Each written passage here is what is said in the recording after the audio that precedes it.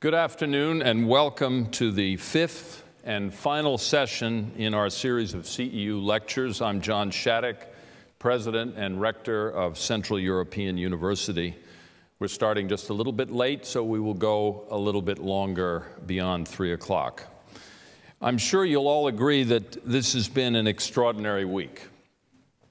And it's been my great privilege over the course of the week to host these path-breaking lectures by George Soros, held here in Budapest at the Hungarian Academy of Sciences under the auspices of Central European University. Today, we have reached the grand finale.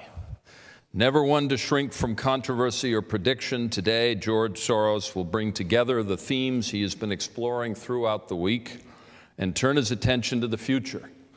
He will outline key global trends and discuss their economic and political implications as he sees them for the years ahead, focusing in particular on the increasingly important role that China is likely to play on the world stage. As we've done throughout the week, we're expanding our audience today far beyond Budapest and are including students appropriately from China, from Hong Kong University. This will complete our unprecedented 3-continent, 5-university global outreach to students who are participating in these lectures through interactive video conferencing in real time. Our moderator for this lecture is Howard Davies, director of one of the world's great universities, the London School of Economics and Political Science, whose students were part of our global audience on Monday. We also have a distinguished former international leader here in the front row who will offer a brief commentary from the floor, Cristóvão Buarque, a Brazilian senator and former candidate for president. Mr. Soros will speak for approximately 50 minutes, following which Mr. Davies will briefly comment. Mr. Soros will then take questions, starting with 3 questions from Hong Kong and then more questions from the audience here in Budapest. And now, to deliver his 5th and final lecture, I'm delighted once again to introduce George Soros, who will take us into the future with a grand summation of his thinking about our world.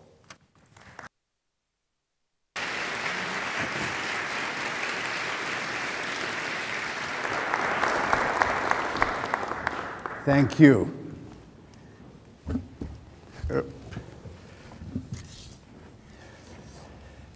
In these lectures, I've offered a conceptual framework for a better understanding of human events. These events are not determined by timelessly valid scientific laws. Such laws exist, of course, but they are not sufficient to determine the course of events. The complexity of the situations is one reason, and the role of the participants' thinking is another.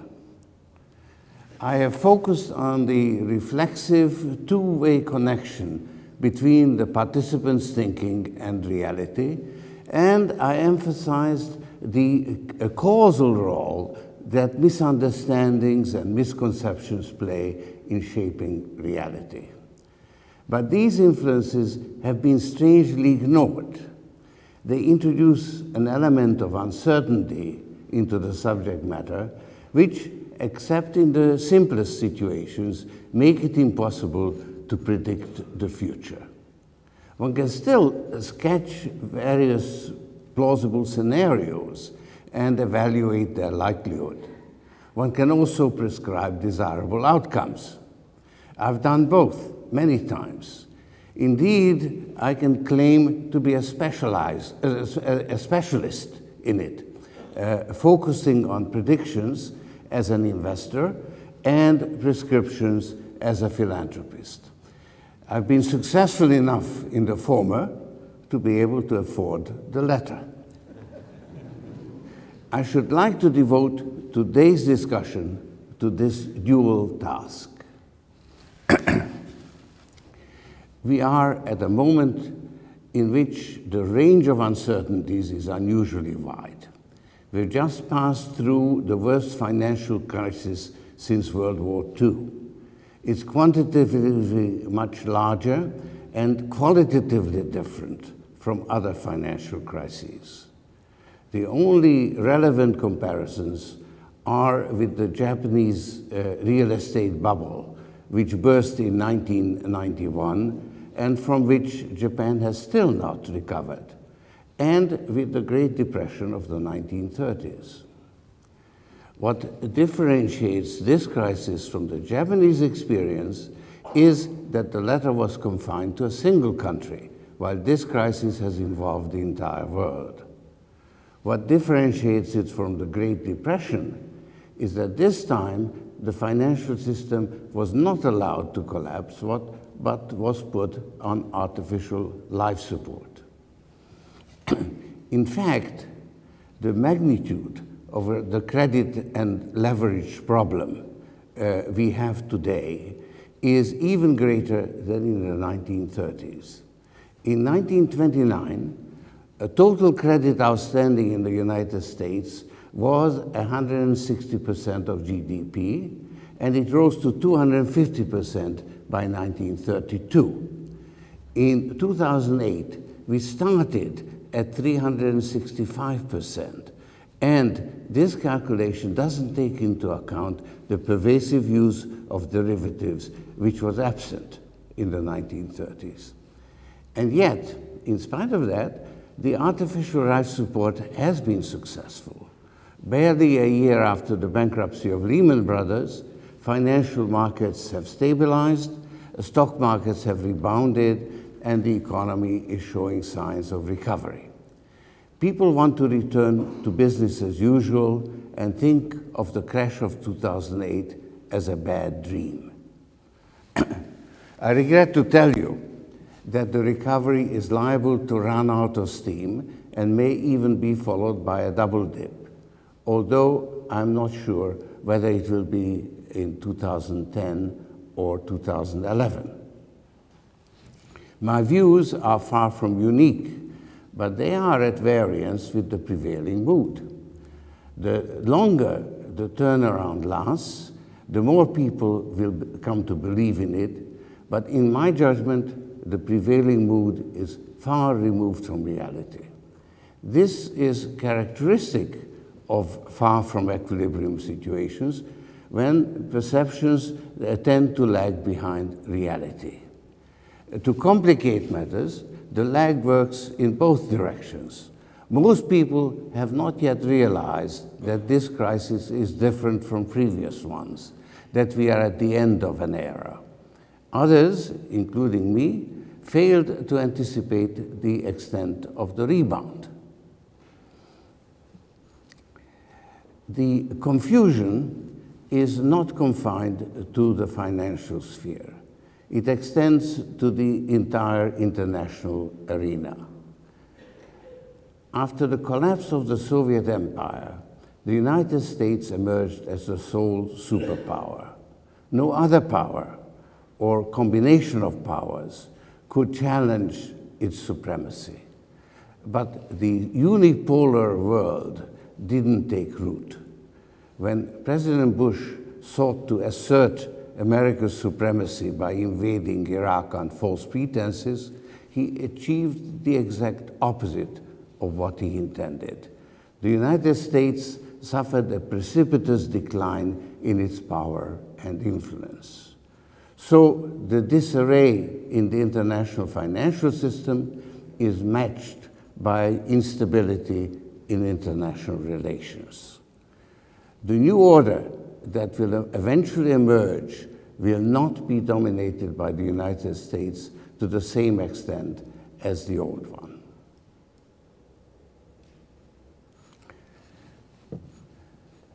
To understand what's happening, we need a different conceptual framework from the one to which we have become accustomed. The efficient market hypothesis looks at financial markets in isolation and totally disregards politics. But that gives a distorted picture. As I have pointed out several times, behind the invisible hand of markets, there is the visible hand of politics, which establishes the rules and conditions in which the market mechanism operates. My conceptual framework relates to the political economy, not the market economy as an abstract construct that is governed by timelessly valid laws. I look at financial markets as a branch of history. The international financial system, as it was reconstructed after the Second World War, didn't create a level playing field. It was lopsided by design. The international financial institutions, the International Monetary Fund and the World Bank, were organized as shareholding companies in which the rich countries held a disproportionate share of the votes and also controlled the boards. This put the countries at the periphery at a disadvantage vis-à-vis those at the center. Ever since, the system has been dominated by the United States. At the Bretton Woods Conference, Lord Keynes proposed, but it was the head of the American delegation, Harry White, who disposed. Since then, we have gone from an almost completely regulated system to an almost completely deregulated one. But the changes were led by the United States, and the system has continued to be guided by what has become known as the Washington Consensus. Although the rules laid down by the Washington Consensus are supposed to apply to all countries equally, the United States, as the issuer of the main international currency, is more equal than the others. Effectively, the international system has a two-tier structure. Countries that can borrow in their own currency constitute the center, and those whose borrowings are denominated in one of the hard currencies constitute the periphery. If individual countries get into difficulties, they receive assistance, but only on strict conditions. That holds true whether they are from the center or from the periphery. But if the center itself becomes endangered, then preserving the system takes precedence over all other considerations.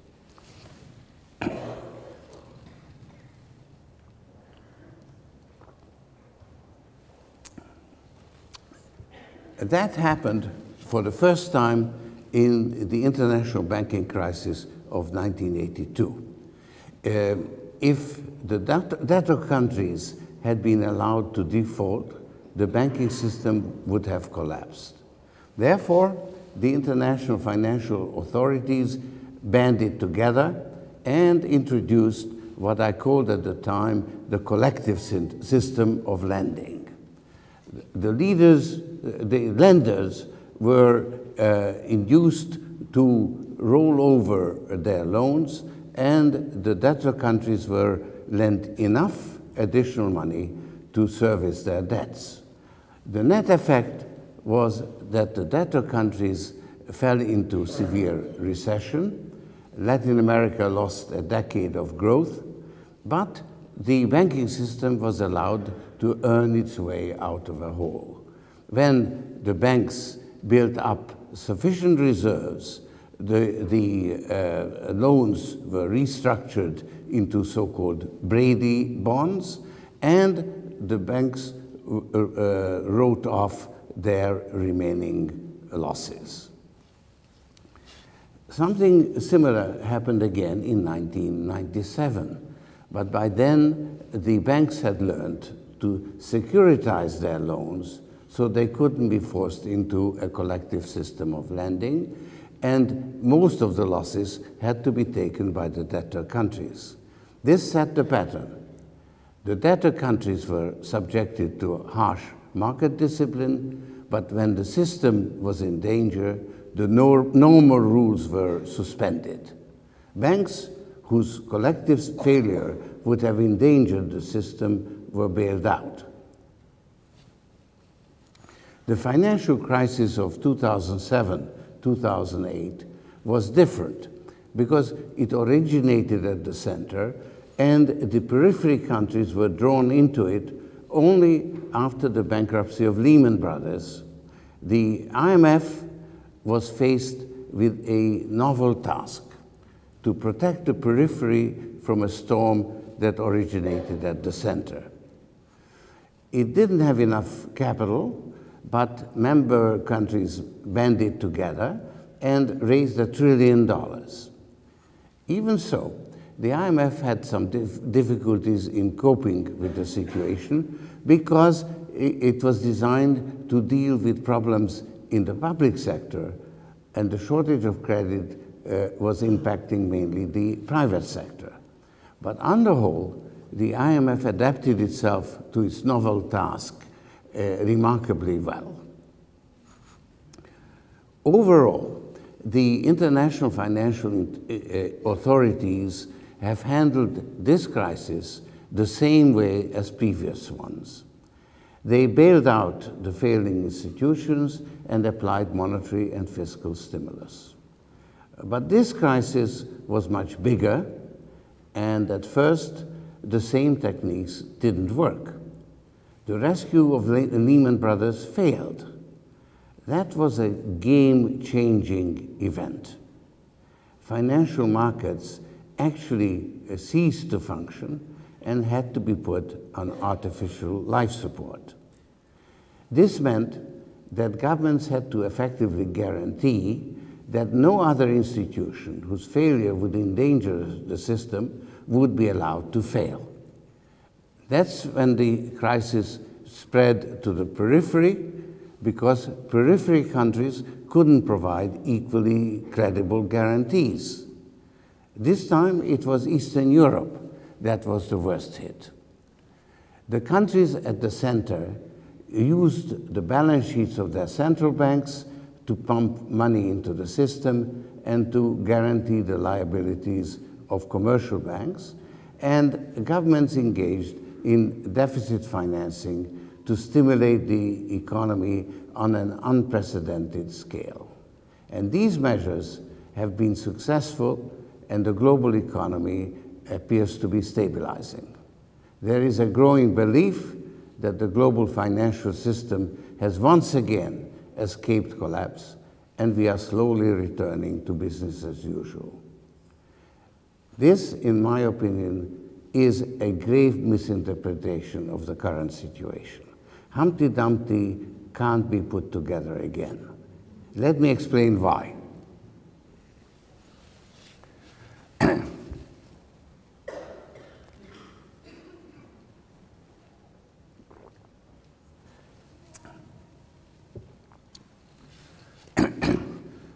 The globalization of financial markets that took place since the 1980s was a market fundamentalist project spearheaded by the United States and the United Kingdom.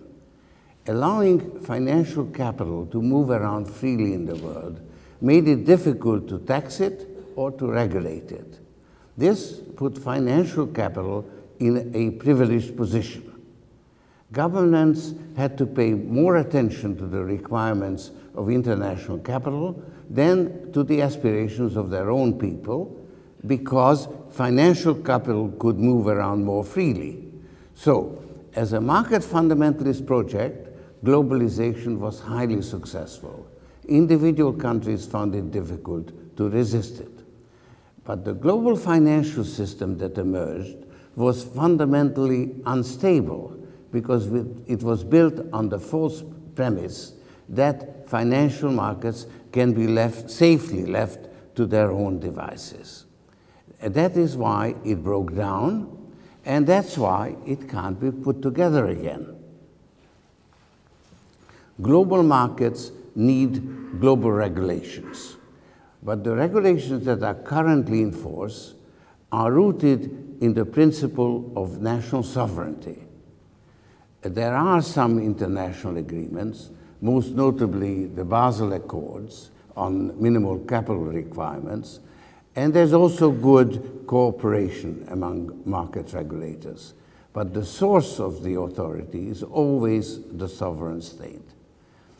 This means that it's not enough to restart a mechanism that has stalled. We need to create a regulatory mechanism that has never existed. As things stand now, the financial system of each country is being sustained and supported by its own government. The governments are primarily concerned with their own economies. This tends to give rise to financial protectionism, which threatens to disrupt and perhaps destroy the global financial markets. British regulators will never again rely on Icelandic authorities, and countries at the periphery will be reluctant to be entirely dependent on foreign-owned banks. The point I'm trying to make is that regulations must be international in scope. Without it, financial markets can't remain global. They would be destroyed by regulatory arbitrage. Businesses would move to the countries where the regulatory climate is the most benign, and this would expose other countries to risks they can't afford to run. Globalization was so successful because it forced all countries to remove regulations, but the process doesn't work in reverse.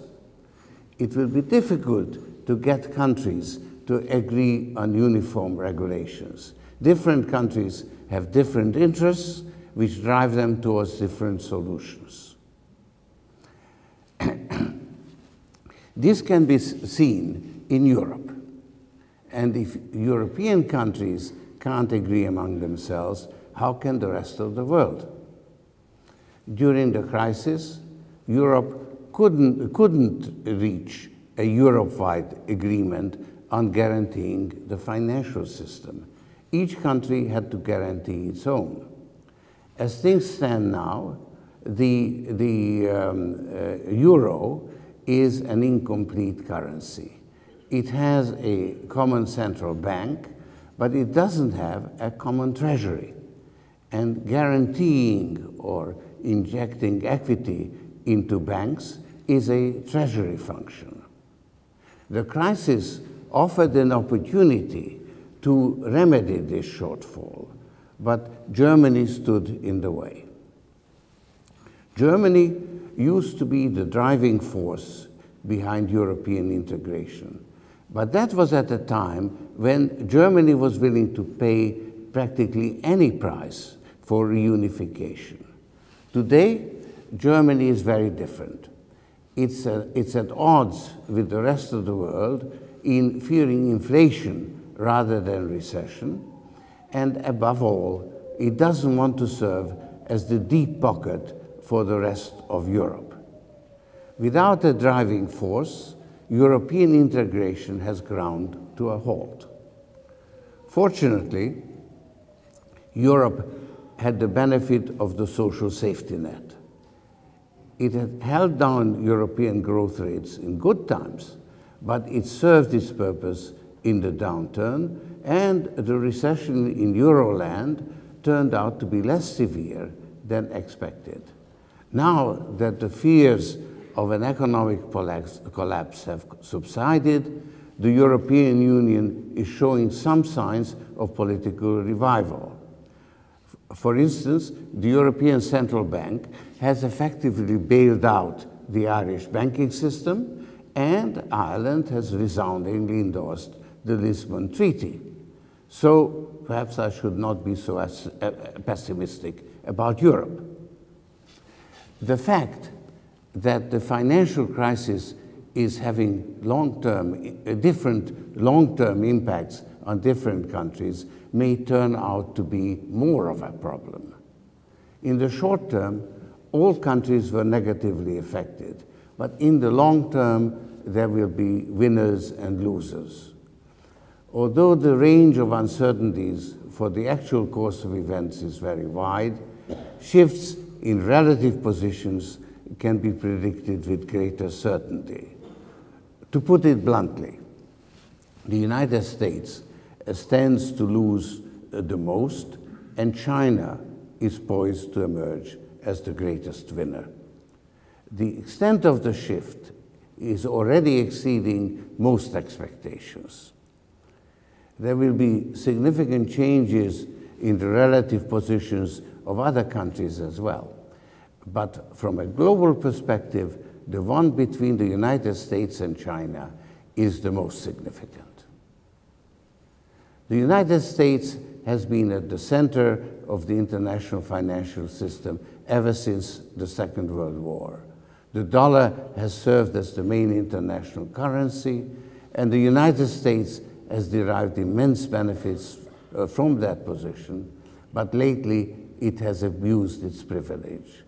Starting in the 1980s, it has built up an ever-increasing current account deficit. This could have continued indefinitely because the Asian tigers, first under the leadership of Japan and now of China, were willing to finance that deficit by building up their dollar holdings. But the excessive indebtedness of the United States households brought the process to an end. When the housing bubble burst, households found themselves overextended. The banking system has suffered tremendous losses and has to earn its way out of a hole. In commercial real estate and leveraged buyouts, the bloodletting is yet to come. These factors will continue to weigh on the American economy, and the American consumer will no longer be able to serve as the motor for the world economy. To some extent, China may be able to take its place. China has been the primary beneficiary of globalization, and it has been largely insulated from the financial crisis. For the West, and the United States in particular, the crisis was an internally generated event which led to the collapse of the financial system. For China, it was an external shock which has hurt exports, but left the financial, political, and economic system unscathed. China has discovered a remarkably efficient method of unleashing the creative, acquisitive, and entrepreneurial energies of the people, who are allowed to pursue their self-interest, while the state can cream off a significant portion of the surplus value of their labor by maintaining an undervalued currency and accumulating a trade surplus.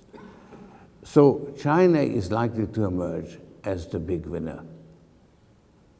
Now, China is not a democracy, and the rulers know that they must avoid social unrest if they want to remain the rulers.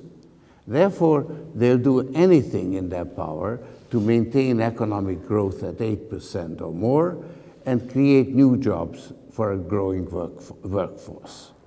And they have plenty of power because of the trade surplus. China can stimulate its domestic economy through infrastructure investments, and it can foster its exports by investing in and extending credit to their trading partners. After all, that's what China was doing when it was financing its exports to America by buying US government bonds. Now that the American consumers have to cut back, they can do the same with other countries.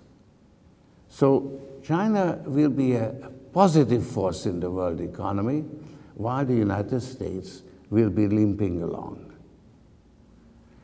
The Chinese economy is, of course, much smaller than the United States. With a smaller motor, the world economy is likely to move forward at a slower pace. But within these limits, a tectonic shift is taking place between the United States and China, with third parties reorienting themselves to the source of positive impulses. The shift may not be permanent or irreversible. Just think of the rise and fall of China Inc. But at the present moment, it constitutes the most predictable and significant trend in the global political economy. And China is pulling its trading partners like Brazil and some African and Asian countries along with it. India is also doing well based on domestic growth. The success of Chinese economic policy can't be taken for granted. The infrastructure investment in the Chinese hinterland may or may not generate self-sustaining economic growth. Under the Chinese system, the return on new investments is generally very low because investment decisions are dictated by political rather than commercial considerations. On the previous two occasions, the relaxation of bank credit has produced a spate of bad loans. This time it may be different because there has been a shift in power from the regional to the central authorities, and the local officials of the banks are no longer under the control of the local provincial authorities. But success can't be taken for granted. Moreover, China may be dragged down by a global slowdown. But if China flounders, the global economy loses its motor. Therefore, the relative success of China is more assured than its absolute success.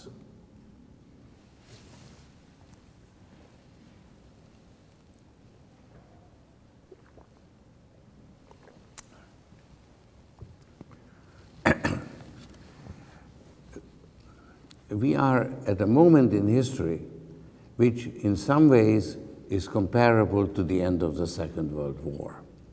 Then the prevailing system had actually collapsed and a new one had to be built from scratch. At Bretton Woods, the victorious powers proved equal to the task. Inspired mainly by Lord Keynes, they built a system that could accommodate the entire world, even if the United States was more equal than others. Now, the prevailing multilateral system, call it international capitalism, didn't fully collapse, but it has been greatly weakened.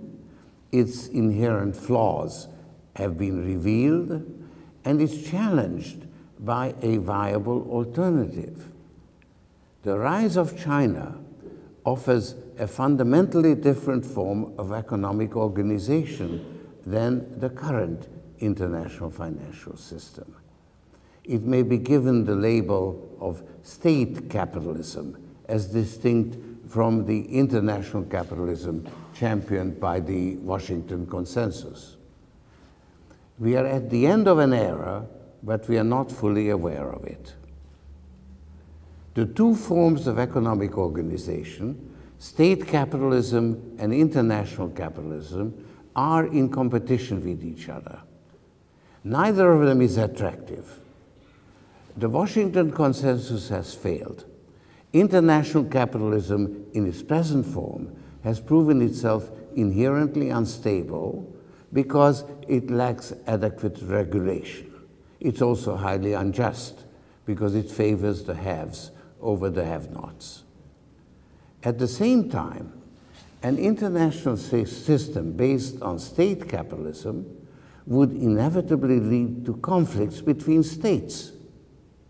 The first signs of conflict are already beginning to surface because, ironically, China is repeating the mistakes of the colonial powers in dealing with the countries that are rich in natural resources, just at a time when the colonial powers have learned from their past mistakes and are trying to rectify them.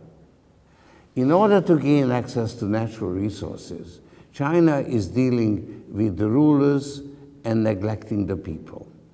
This helps oppressive and corrupt regimes to stay in power.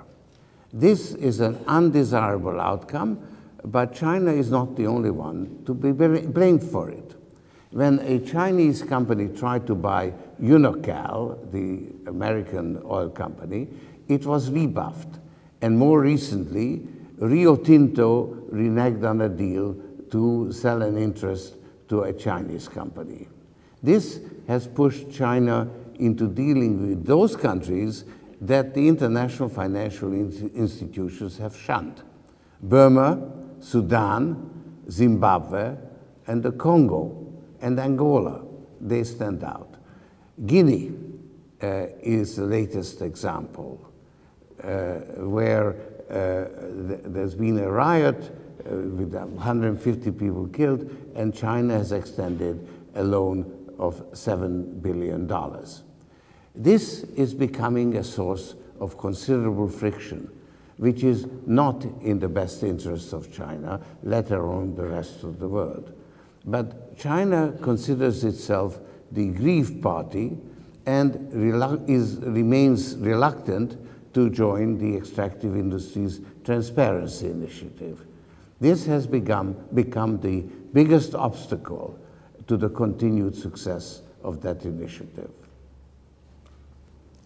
While the prevailing multilateral system will try to reconstitute itself, China will expand on a bilateral basis. China is, of course, part of the multilateral system, but it doesn't occupy within that system a position that is commensurate with its current and anticipated prospective strength. Therefore, its participation in the international financial institutions is rather passive, and its active expansion is likely to go through bilateral challenge. For instance, China will complain about the role of the dollar and will promote the role of special drawing rights, but it's unlikely to allow the renminbi to become freely convertible, because that would destroy the mechanism that has allowed the state to harvest the fruits of cheap Chinese labor through an undervalued currency. China will continue to maintain capital controls, but will establish bilateral clearing accounts denominated in renminbi with countries like Brazil. This will diminish the status of the dollar as the international currency without actually replacing it. To sum up, the world is facing a choice between two fundamentally different forms of organization. We may label them international capitalism and state capitalism. The former, represented by the United States, has broken down, and the latter, represented by China, is in the ascendant. The path of least resistance leads to the gradual disintegration of the international financial system as we know it. Yet, a system of bilateral relations is liable to generate conflicts between states. A new multilateral system based on sounder principles needs to be invented. That would serve the best interests of both the United States and China, and of course, the rest of the world. Now, while international cooperation is almost impossible to achieve on a piecemeal basis, it may be attainable in a grand bargain where the entire financial order is rearranged. The emergence of the G20 as the primary forum of international cooperation and the peer review process adopted at the Pittsburgh meeting are steps in the right direction. But the G20 has to operate within the confines of the Articles of Association of the IMF as they are currently, because changing the articles is a long drawn-out process. This is what a new Bretton Woods conference could accomplish in one fell swoop. It would reconstitute the IMF to better reflect the prevailing pecking order among states and revise its methods of operation. It would decide how to treat financial institutions that are too big to fail, and it would consider new rules to control capital movements, because the total freedom of financial capital to move around freely in the world has proved to be a source of instability and needs to be corrected. The use of the dollar as the main international currency has produced dangerous imbalances. The dollar is no longer enjoys the trust and confidence it once did. Yet, no other currency is in a position to take its place. There is a general flight from currencies into gold and other commodities and tangible assets. That's harmful because it keeps those assets out of productive use and stokes the fears of inflation. The United States ought not to shy away from the wider use of special drawing rights, SDRs. That should induce China to abandon its peg to the dollar, and that would be the best way to reduce international imbalances. Since SDRs are denominated in several national currencies, no single currency would enjoy an unfair advantage. The range of currencies included in the SDRs would have to be widened, and some of the newly added currencies, which would include the renminbi, may not be fully convertible. Therefore, the dollar could still re-establish itself as the preferred reserve currency, provided it's prudently managed. One of the great advantages of SDRs is that they allow the international creation of money. That would be particularly useful at times like the present. The money could be directed to where it is most needed.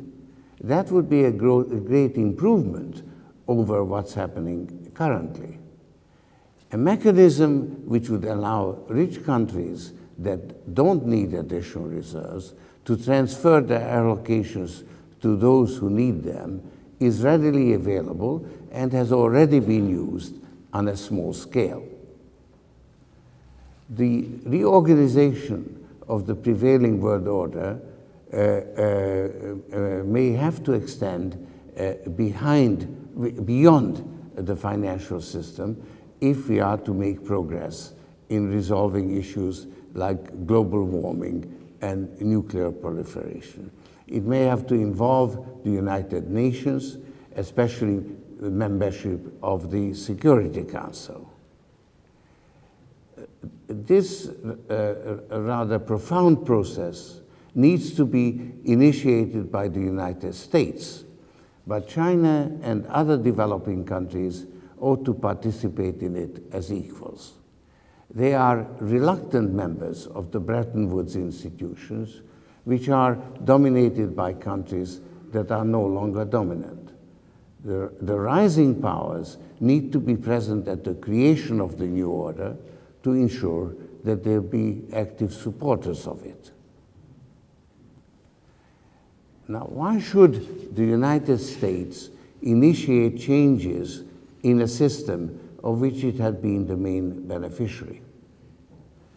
Because the system can't survive in its present form, and the United States has more to lose if it is not in the forefront of reforming it. America lost a lot of power and influence during the Bush presidency. Without far-sighted leadership, the relative position of the United States is likely to continue eroding. The United States is still in a position to lead the world. It can no longer impose its will on others, as the Bush administration sought to do, but it could lead a cooperative effort which would involve not only the developed, but also the developing world. This would reestablish American leadership in an acceptable form. Now, why should China submit to a new multilateral system in view of the fact that it is set to emerge as the winner from the current turmoil? The answer is equally simple. In order to continue rising, it must make itself acceptable to the rest of the world. That means that it must move towards a more open society, combining an increased measure of individual freedom with the rule of law. Given the current military power relations, China can continue rising only in a peaceful environment where the rest of the world willingly accepts the rise of China. It's even more important for the sake of a peaceful world that the United States should find its proper place in a new world order. A declining superpower, losing both political and economic dominance, but still preserving military supremacy, is a dangerous mix. And as I've tried to show, democracy is in deep trouble in America. The financial crisis has inflicted hardship on a population that doesn't like to face harsh reality. President Obama has deployed the confidence multiplier and claims to have contained the recession. If there is a double dip, the population will become susceptible to all kinds of fear-mongering and populist demagogy. If President Obama fails, the next administration will be sorely tempted to create diversions from troubles at home, and that could be very dangerous for the world. President Obama has the right vision, but he needs to be more far-sighted. He believes in international cooperation rather than the Bush-Cheney idea of might is right. But he is preoccupied with many pressing problems. Reinventing the international financial system is not high on his agenda. Some of his economic advisors still seem to believe that the efficient market hypothesis is valid, except once in 100 years. The financial institutions that have survived are in a stronger competitive position than ever before, and they will resist a systemic overhaul that would curb their powers. What is lacking is a general recognition that the system is broken and needs to be reinvented.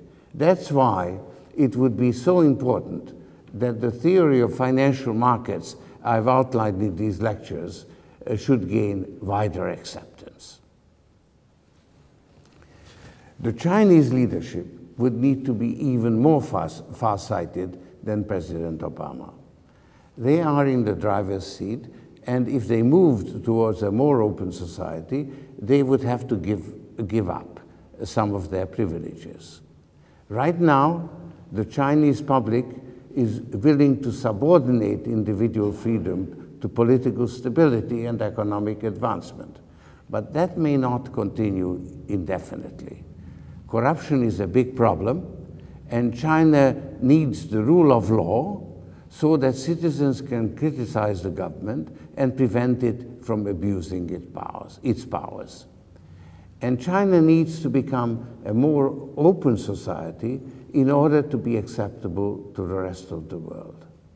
The rest of the world will never subordinate the freedom of the individual to the prosperity of the Chinese state. As China is becoming a world leader, it must learn to pay more attention to the opinion of the rest of the world. But all this may be happening too fast for the Chinese leadership to adjust to it. China is accustomed to thinking of itself as the victim of imperialism. So it doesn't realize that it's beginning to occupy an imperialistic position. That's why it has such difficulties in dealing with Africa and its own ethnic minorities. Hopefully, the Chinese leadership will rise to the occasion. It's no exaggeration to say that the future of the world depends on it. Thank you.